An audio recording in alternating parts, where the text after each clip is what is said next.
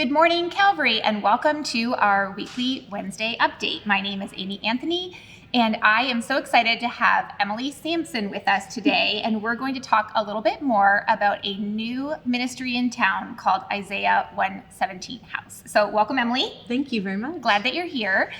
For those of you who aren't familiar with Isaiah House, we're hoping today we'll let you know a little bit more about what they're doing, because we actually started financially supporting on a monthly basis this new ministry back in the beginning of 2022. So I'm very excited. So first of all, why don't you just start out by telling us a little bit about the broad overview of what Isaiah 117 House does? Absolutely. Well, Isaiah 117 House is a new nonprofit organization that supports children entering foster care. And so our three main goals are to reduce trauma for children entering foster care, to ease the burden on the Department of Child Services, and to support placement families all on the day that a child enters foster care, which we call Removal Day. And so Isaiah 117 comes from the Bible, which is Isaiah chapter 1, verse 17. It says to defend the cause of the fatherless.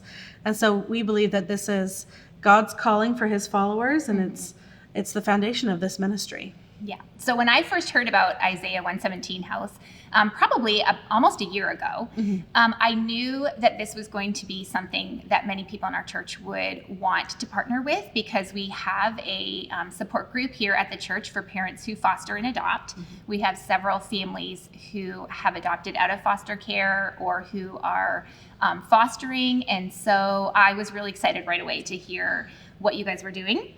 And knew that there would be people who would be very interested in getting involved. So I know that Isaiah 117 House is not just a local organization. That's right. So can you tell us a little bit about the national organization, when it got started? Are there others in Indiana? Absolutely. Well, this all started in a little town in Carter County, Tennessee. It's very small. The population density is very small.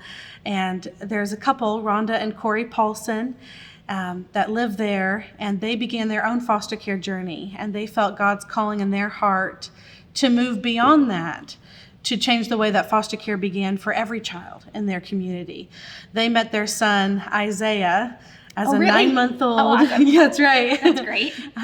He was a 9-month-old baby boy. They met him at the back door of the Department of Child Services office. And he was dressed in a onesie that was too small for him, because the clothes that he came in were so filthy that the caseworker had to throw them away. And then they were handed a diaper bag, which was all that this little boy had in the world. And they were told to leave it outside for the next 12 to 24 hours so that the roaches could crawl out. And that really hit them hard, that this is reality. This is the way that foster care begins for so many children in their community. And so they started this ministry. The first Isaiah 117 House was opened in Carter County, Tennessee in 2018.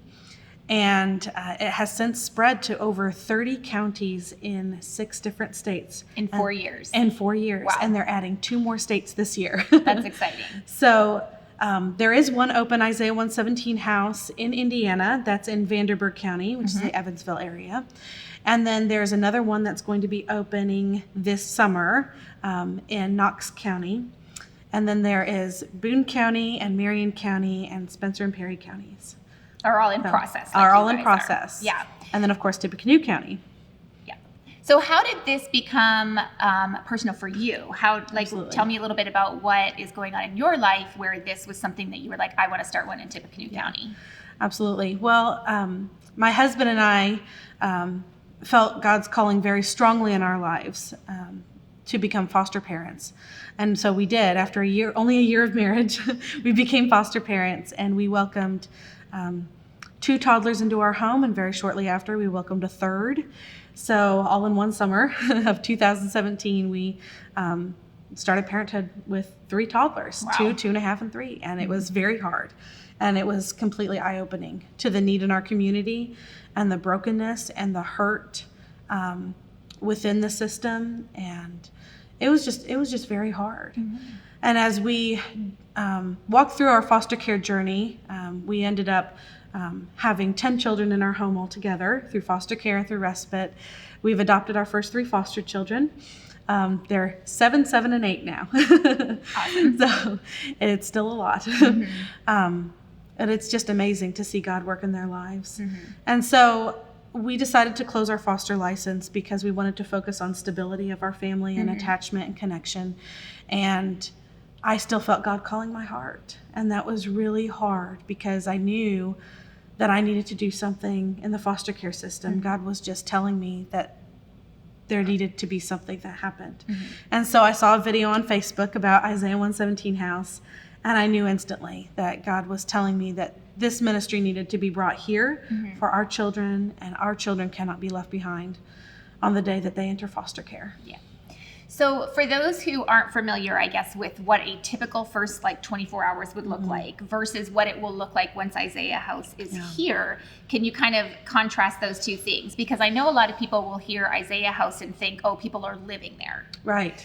It looks like a house. Yes. But it's not necessarily going to function like a house. Right. As far as people living there all the time or things right. like that. So can you just kind of say, here's what a typical 24 hours would have looked like before Isaiah House, and then once Isaiah House is open, what will that look like? Absolutely. Well, when a child is removed from an unsafe home, there's a transition time from that removal until a safe placement can be found, whether that's a relative or it's a foster family. And during that transition, the caseworker brings the child to the Department of Child Services office, and that's on the 3rd floor of a office building downtown Lafayette. And so these children wait there, and the caseworker has to do paperwork. They have to make calls, they have to run background checks, and that process can take a long time. And it could be the middle of the night. It could be in the middle of the might night. not have clothing, might need a place to sleep, and they're sleeping on a floor. Absolutely. Yeah. And often their belongings are in trash bags, or they don't have any belongings. Right. Often they're dirty, they're hungry, they're confused, and they begin to feel like it's their fault, that they've done something wrong to deserve that. And so they can wait in those office rooms or conference rooms for a couple of hours or even longer than that. And so Isaiah 117 House seeks to change everything about that first day. And so when a child is removed, instead of going to an office, they go to a home, and then they can get a bath, and they can play on the playground outside, and they can have a meal at the table, and they'll have volunteers from our community who wrap around them and be the hands and feet of Jesus and show them that they are not forgotten, that they're not alone, that they have nothing to be ashamed of, and that they are loved.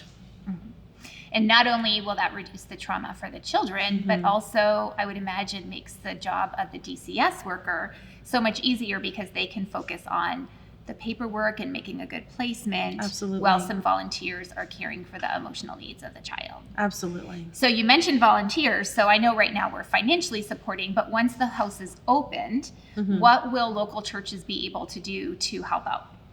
Well, the biggest need is spreading the word and letting people know that this is reality and this is happening not somewhere far away from here, but this is happening right here within our community. And I think once people are aware, God leads their hearts. This is volunteer and community raised. And so we need volunteers to be caregivers. We need volunteers to clean the house. We need volunteers to help us with fundraising. We need volunteers for every aspect of making this ministry a success and to make sure it is sustainable. And it is a faith-based organization. So I know, what home church are you with? I go to Covenant Church. Go with Covenant, yes. And so we love Covenant. We've done several things with them before, but you have pretty broad support from several churches in town. I know it's been exciting to see just the number of fundraisers and how excited people are. I know when I've been out and about around town, I've seen people wearing the bracelet. I've seen people wearing the t-shirt. Yeah. And so I know the community is very excited. So where are you at in the process right now with getting the Tippecanoe County House opened? Yeah, well, we have been so blessed by our community. So many people have rallied around the hundreds of children entering foster care every year in our community. So we've done very well financially, and we've had a lot of financial supporters. And so right now we are continuing to raise funds, continuing to spread the word, get people involved. And also we are currently in the search of land. And so we hope to have that soon so that we can build as soon as possible. We have a contractor, and we have local businesses and subcontractors and suppliers that say, yes, we want to be a part of this. For our community's betterment and for these vulnerable children, and we want to be a part of this and build this house. So we are ready. And I know just from following you guys on social media that you're already working with the Department of Children's Services, where you are supporting caseworkers with monthly encouragement and already working on a foster closet and things like that. So it's not like you are waiting until the house is there to be able to do anything. You're already making a difference. So I'm so thankful for what you guys are doing. I'm excited for how Calvary can continue to support and hopefully also provide some volunteers and things like that down the road. We will put some links in the comments of this video, and I would really encourage you to follow them on Instagram and on Facebook, because as you see those posts come up, you'll be able to pray for them and just remember about what they're doing. If they post needs about maybe things they're collecting for the foster closet, many of our parents here might have some of those needs. So as we close out, do you have 2 or 3 very specific things that we can be praying for right now for Isaiah? Yeah, absolutely. Just be praying as we continue forward with the sustainability of this ministry, that we are able to be a success. Pray for our foster families. We need more foster families in our community so that the children don't have to go outside of county when they're placed. That they can remain within Tippecanoe County, remain with their schools and their friends. And pray for the Department of Child Services. They are facing a tough battle right now, and they need all the support that they can get. Well, I'm thankful that you joined us today. I you. encourage everyone to check out their social media, learn more about them, and look for opportunities in the future about how you can get involved with Isaiah 117 House. Thanks for joining us today, Emily. Thank you.